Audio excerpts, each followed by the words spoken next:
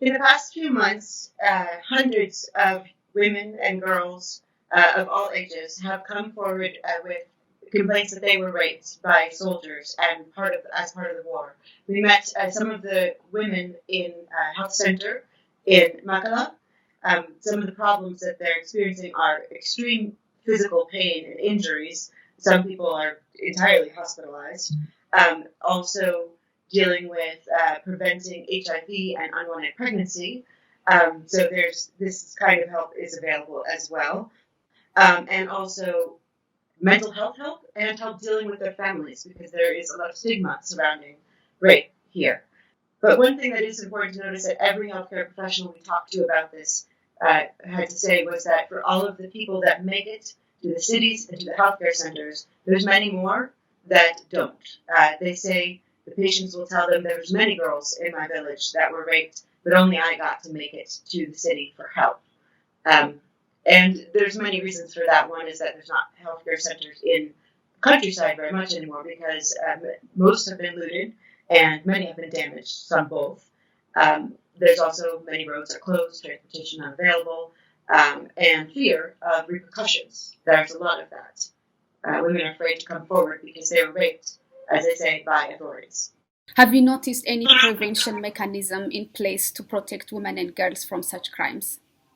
Before this war, there were efforts to prevent women and girls from crimes like this, but I think that people who are working on this issue are quite overwhelmed by the problem. They haven't seen something like this, where the rates of sexual violence have skyrocketed, and the kind of sexual violence where it's part of a war, it has politics and power attached to it, as opposed to individual cases of crimes. In order to prevent this violence, as I understand it, they say they need to end the war and end the violence in general in the region.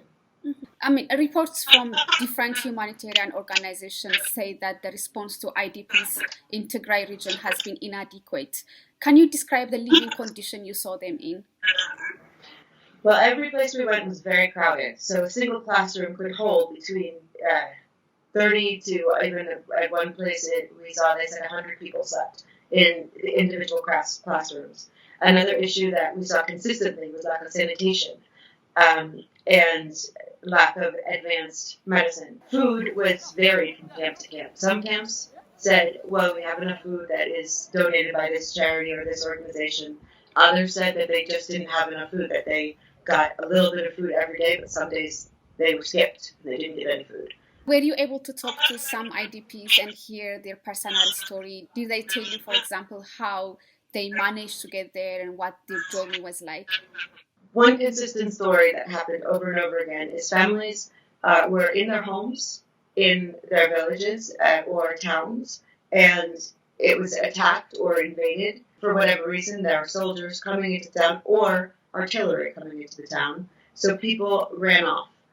Often they were displaced then several times, where people would first go to the nearest available place, maybe family or friends in a nearby town, and what was fairly common is that the violence came to that town, and they kept moving until they arrived in the city. In the city of Axum, as I mentioned, there were people in the churchyard, which isn't a sanctioned or organized IDP camp, but we met one woman there who said there's just literally no other place she could find that she would be accepted. A lot of people we spoke to said they do feel relatively safe in the camps and in the cities. That for the most part, people thought it was at the very least much safer there than it was where they came from. But we also spoke to many people who said they would not plan to go home ever. That the people who had been living in their town or village for their lifetimes said they couldn't even imagine going back, even if it was safe. A few people we spoke to also did say, if it's safe, we'll go back because this life as a displaced person is not sustainable. There's nothing to do as a displaced family. IDPs are not only in Tigray region. Actually, according to the UN, Ethiopia has one of the largest internally displaced population, and displacement risk remains high. Do you think this is stretching the humanitarian assistance effort thin? And if you talk to any of the humanitarian organizations there, what do they say are their main challenges to assist IDPs? They say they now have, just recently, access to 1.4 million people who need immediate food assistance, but they say that's not even half of who they need to reach urgently. The other thing that they say is that in terms of health care, not only access for the organizations to get to the places where people need emergency health care, for the people to get to the organizations, both are very difficult. What is the government doing to assist the IDPs or even the sexual violence victims and rape victims? They sent 170 metric tons of food aid to Tigray. They have said several times that they, as you mentioned before, that they intend to prosecute the people who are accused of raping women and girls as part of the war.